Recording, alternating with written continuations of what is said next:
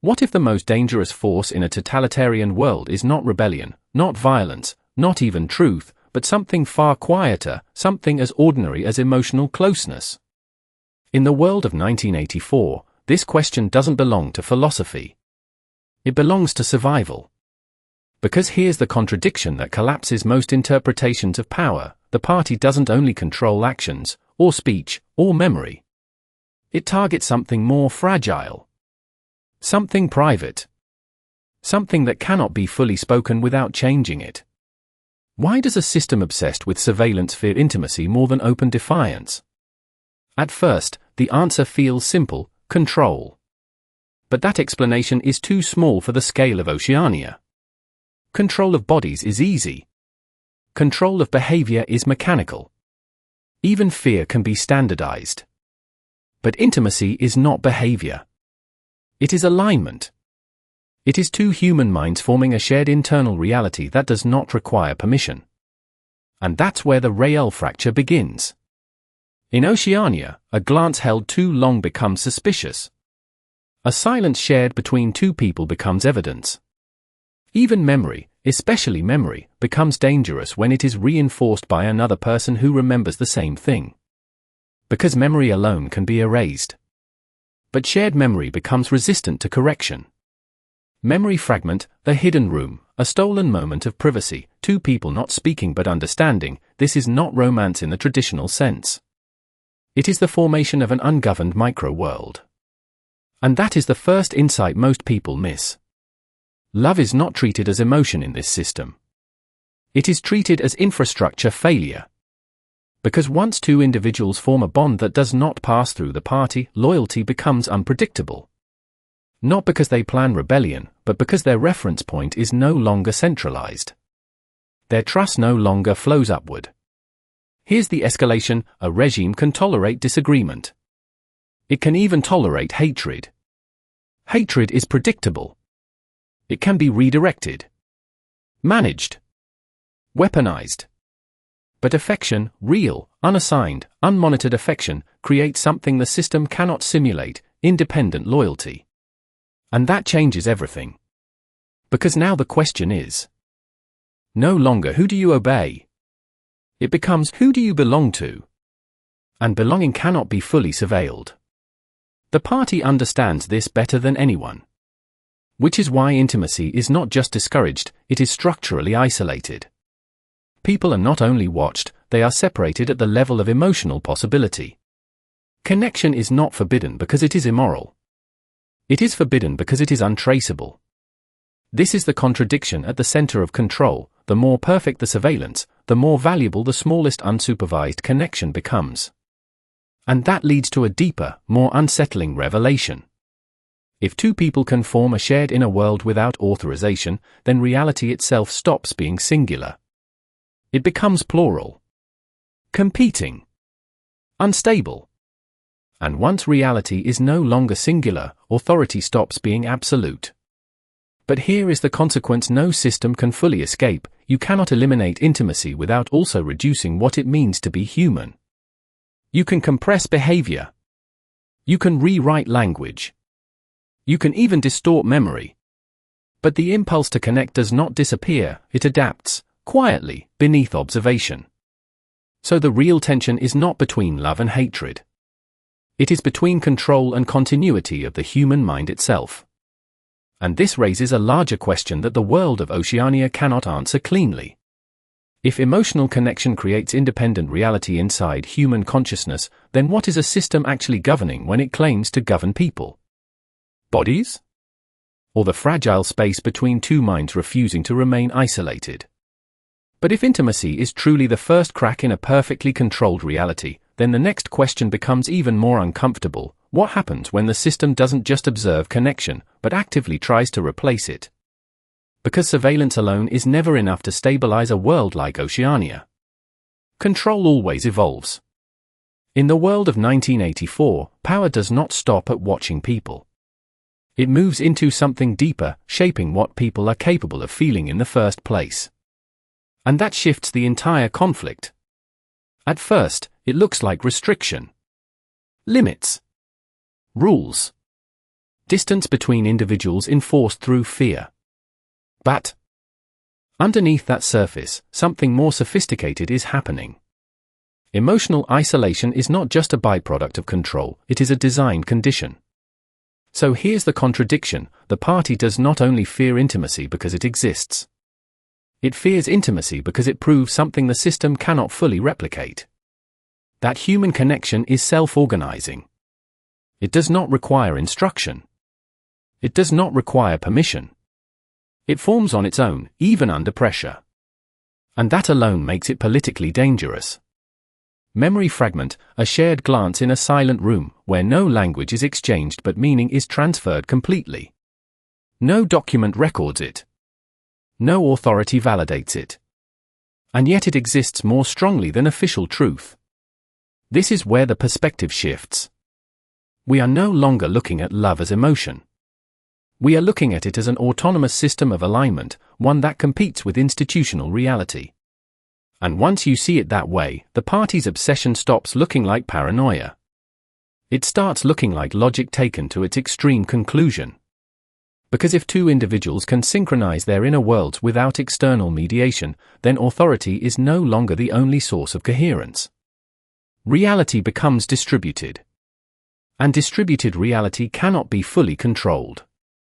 Here comes the escalation. Winston Smith and Julia are not important because of what they do in the traditional sense. Their significance lies in what their connection proves, briefly, dangerously, that coherence can exist outside the party's structure.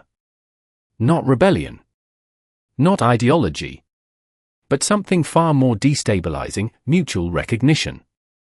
And that recognition creates a contradiction the system cannot resolve. If loyalty can be generated without surveillance, then surveillance is not the foundation of order, it is only its shadow. This is where revelation begins to surface slowly. The party does not simply punish intimacy because it is disruptive. It targets it because intimacy creates a parallel loyalty structure that does not report upward. It creates meaning that does not need approval. And meaning without approval is indistinguishable from freedom, even if it is never named that way.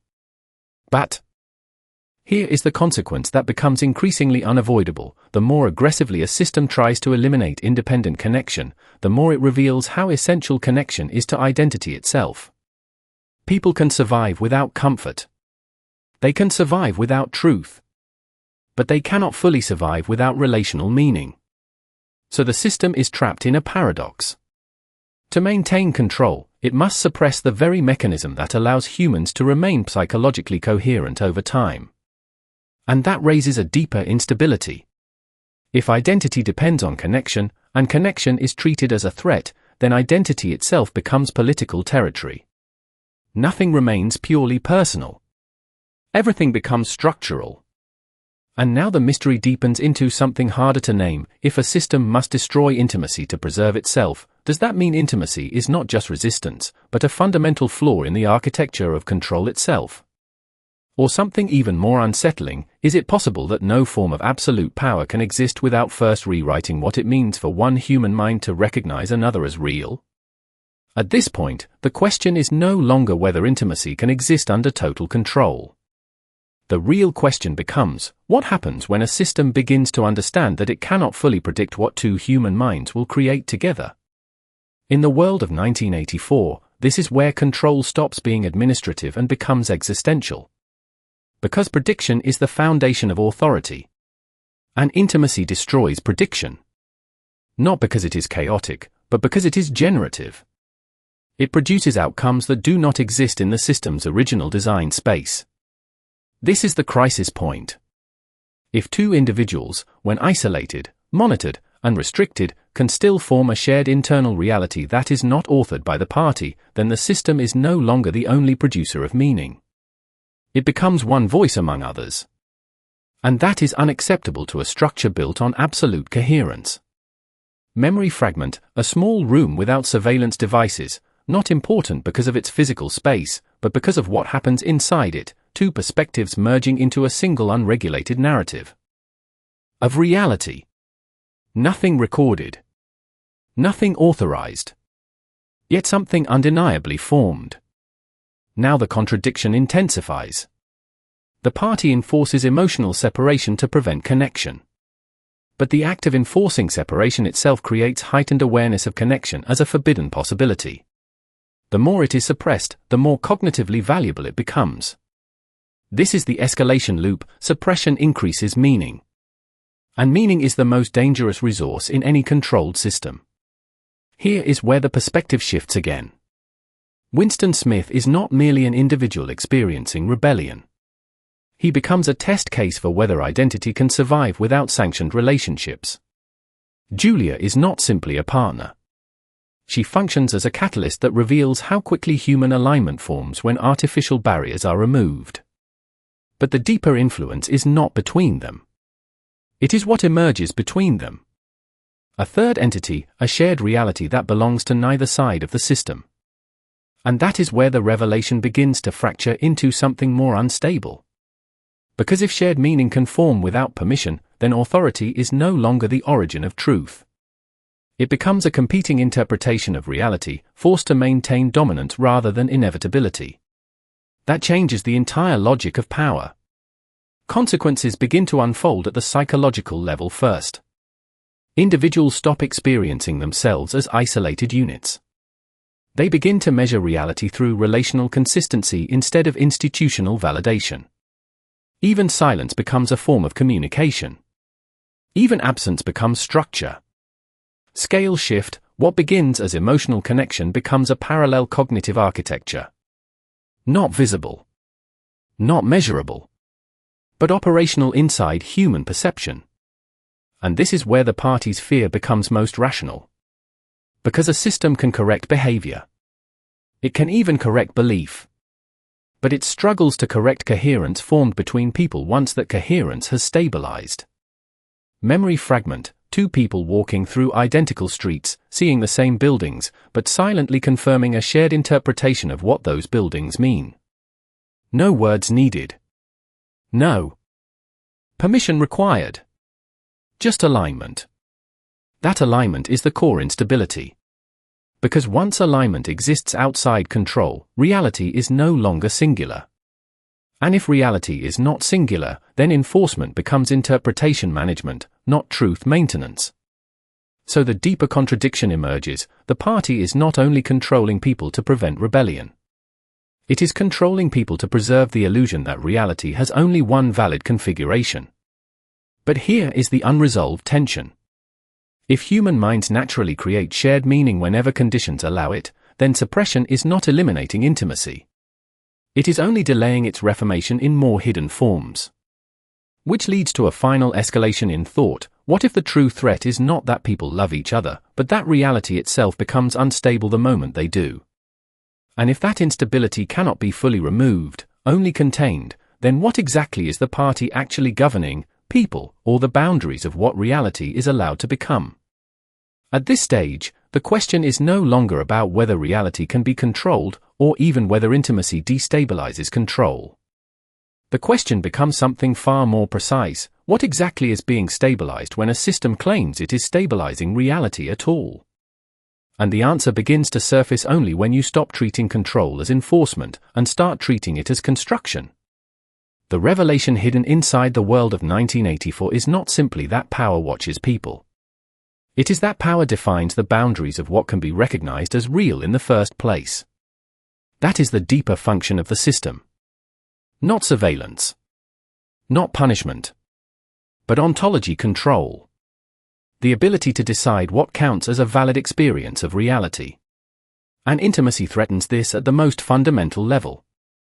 Because intimacy does something the party cannot fully replicate, it generates shared reality without institutional authorization. Not rebellion in action, but rebellion in definition. Here is the revelation that reframes everything. Winston Smith and Julia are not dangerous because they resist authority. They are dangerous because their connection produces a second version of coherence inside the same world. A parallel truth layer. Memory fragment, a small, unregistered moment of understanding between two people that never enters official records, yet becomes more structurally stable in their minds than any documented fact. It does not argue against the system. It simply exists outside its permission structure. This is where the insight becomes irreversible. The party does not primarily fear emotional attachment. It fears autonomous coherence. A system where meaning organizes itself without reference to centralized validation. Because once coherence becomes decentralized, authority no longer governs truth. It only competes with it. And competition is something absolute power cannot allow to remain visible. So the consequence is not just repression. It is reconstruction of perception itself. Language, memory, even the idea of trust are gradually reshaped so that isolated individuals cannot easily form stable shared interpretations of reality without institutional mediation. But here is the deeper implication. If shared meaning can exist without authorization, then reality is not a fixed structure. It is a negotiated field between minds. And that turns every human connection into a microsite of reality formation. Scale shift. What appears as personal intimacy is actually distributed reality construction happening at the smallest possible scale. Two people. One shared interpretation. One unapproved version of what exists. And that is why suppression never fully succeeds. Because you are not eliminating behavior. You are attempting to regulate the conditions under which reality itself can emerge between minds. And that raises a consequence too large to remain contained inside the story alone. If reality depends on shared recognition, then control is not about dominating individuals. It is about controlling the mechanisms through which recognition becomes stable. Which means the party is not simply governing people. It is governing the thresholds of coherence.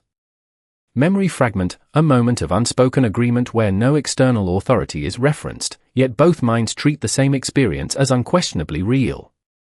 No evidence is provided. None is needed. The experience itself becomes its own validation system. And once that system exists, even briefly, it cannot be fully erased. It can only be fragmented, delayed, or redirected.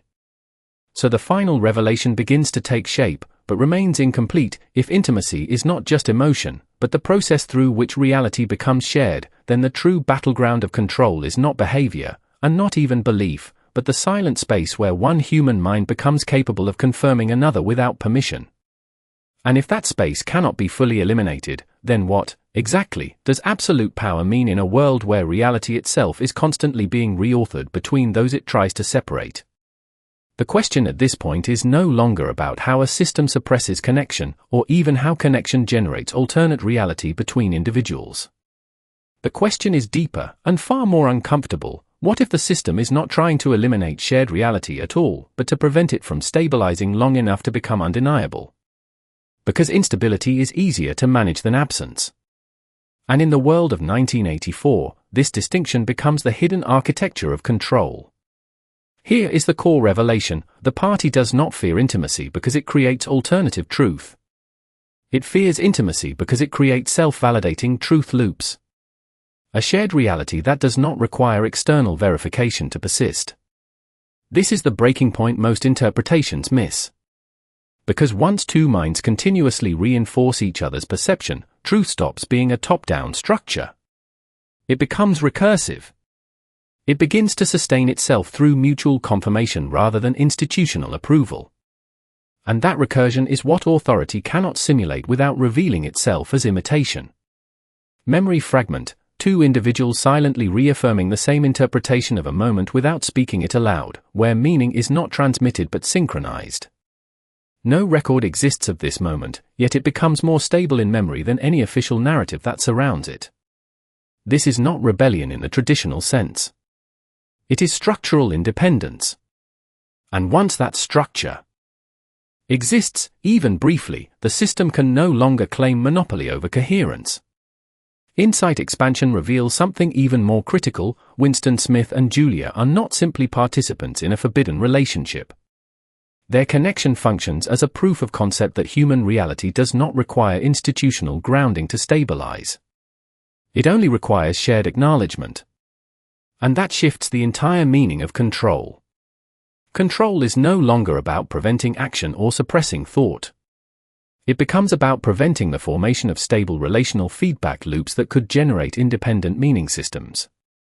Because meaning systems are more dangerous than beliefs. Beliefs can be corrected. Meaning systems replicate.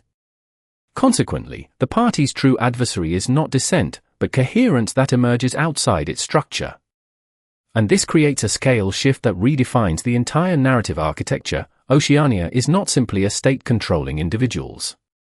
It is a system attempting to regulate the emergence of shared reality at the most fundamental cognitive level.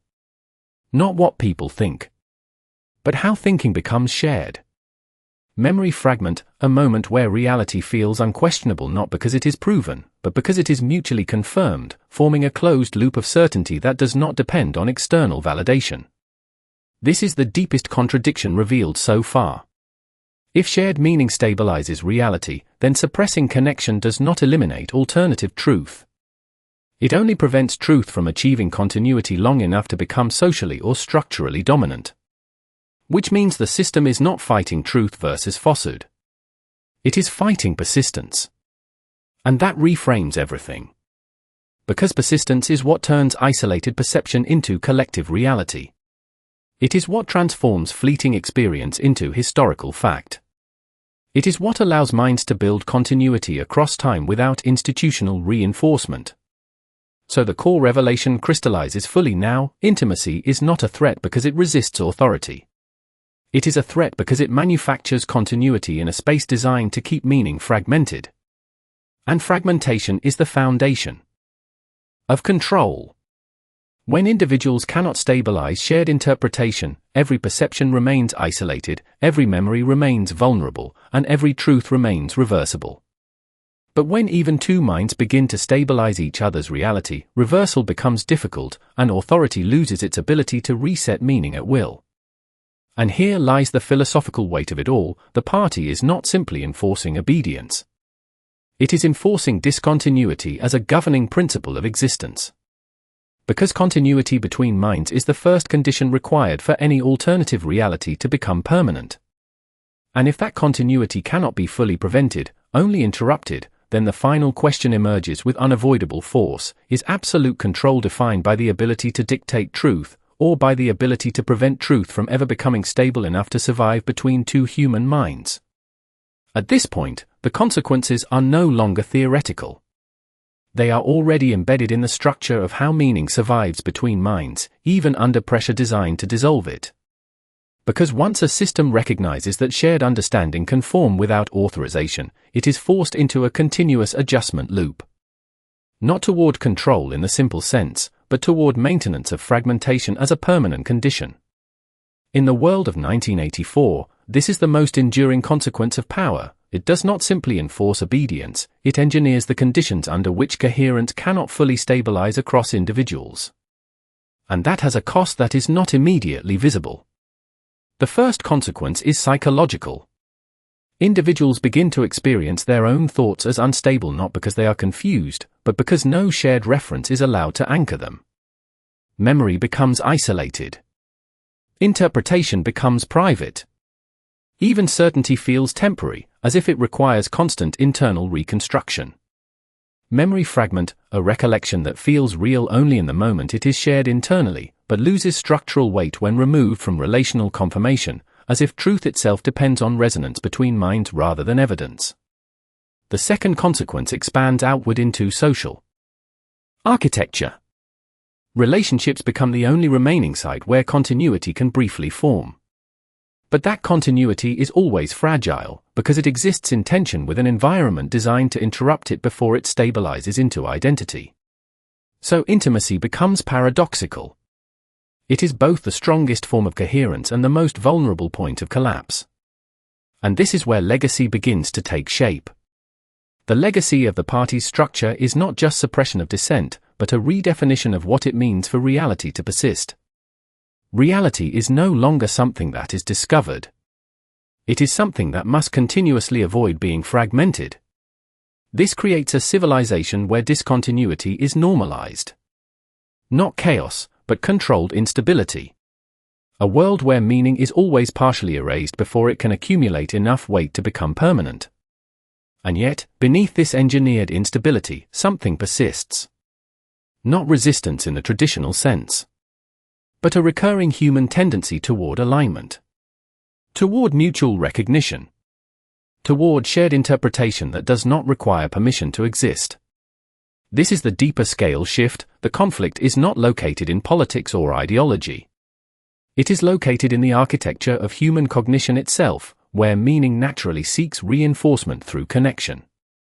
Memory fragment, two individuals separated by distance but still reconstructing a shared understanding of a moment, as if continuity can survive even when physical proximity is removed, suggesting that coherence is not location-based but relational. This is the silent contradiction that remains unresolved. Because if coherence naturally emerges whenever conditions allow, then the system is not fighting against rebellion. It is fighting against recurrence. The inevitable reappearance of shared meaning wherever human perception overlaps long enough to synchronize. And that leads to a reflection that extends beyond the boundaries of the narrative itself. If stability requires shared interpretation, and shared interpretation naturally forms between humans, then the cost of preventing it is not only political. It is existential. It alters what it means for experience to accumulate into identity over time. Which means the legacy of such a system is not just control of behavior. It is the continuous interruption of continuity itself. But here is the deeper philosophical tension left unresolved. If reality depends on sustained mutual recognition, and mutual recognition cannot be fully eliminated without also erasing something essential in human cognition, then what remains of a world where every attempt at permanence is designed to dissolve before it becomes undeniable? When everything is stripped down to its final layer, what remains is not the system, not the surveillance, not even the structure of control itself. What remains is something far more unsettling. The fragile fact that human minds only ever experience reality through shared confirmation. And in the world of 1984, this is the final implication that echoes long after the story stops moving forward. Because the deepest truth is not that reality can be controlled, or rewritten, or fragmented. It is that reality, for human beings, only becomes stable when it is reflected back by another mind. And that reflection is exactly what every layer of control is ultimately trying to regulate. Memory fragment, a moment where meaning does not come from what is seen or said, but from the quiet certainty that another person sees it too, turning perception into something heavier than experience, something closer to shared existence itself. This is where the final insight settles. The real battlefield is never behavior.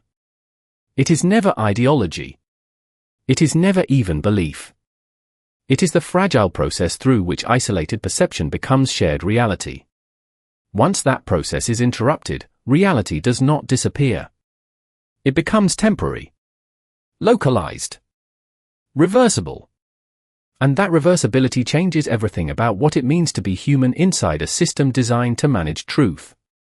Because without continuity between minds, identity cannot fully stabilize over time. And without stable identity, even memory becomes negotiable. This is the legacy that lingers beneath every surface of control. Not just fear of dissent, but fear of permanence. Fear that something between two people might endure long enough to become undeniable. Memory fragment, a shared silence that carries more weight than spoken explanation, where understanding exists without permission, and yet feels more real than any official version of events. And this is why the story continues to matter far beyond its setting. Because it is not only describing a world where truth is manipulated. It is revealing something about the conditions under which truth becomes real in the first place for human consciousness. If meaning requires reinforcement, then isolation is not just loneliness. It is structural instability. And if connection produces stability, then every act of enforced separation is not just political control. It is an attempt to interrupt the natural formation of reality between minds. That is the human meaning at the center of everything. We do not experience the world as individuals sealed off from one another. We experience it as overlapping interpretations that either align or collapse. And what gives those interpretations weight is not their accuracy alone, but their ability to persist across shared recognition. So the philosophical reflection left behind is this: a world without stable shared meaning is not a world without truth. It is a world where truth cannot accumulate. where nothing stays fully real long enough to become part of who we are. And that is where the final question emerges, not as a conclusion, but as an echo that refuses to settle. If human reality only becomes complete when it is shared, then what does it mean for a system, or a society, or even a future, to define itself by how effectively it prevents two minds from ever agreeing on what is real for long enough to call it permanent?